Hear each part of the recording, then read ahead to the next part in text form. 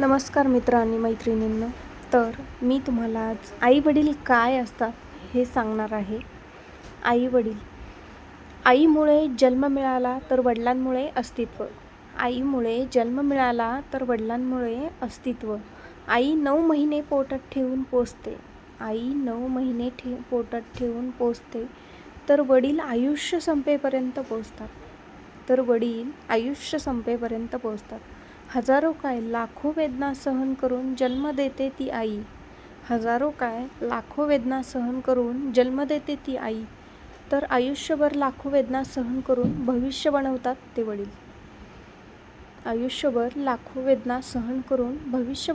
वडील. जगभर प्रेम करते ती आई. तर आभाळा एवढे प्रेम करतात ते वडील. आपण जगात जे पाहतो ते आपल्या मुलांनी पाहावे म्हणून कडेवर घेते ती आई. तर आपण जगात पाहिले नाही ते आपल्या मुलांनी पाहावे म्हणून खांद्यावर घेतात ते वडील. कमेंट करून नक्की सांगा मला, बरोबर आहे ना?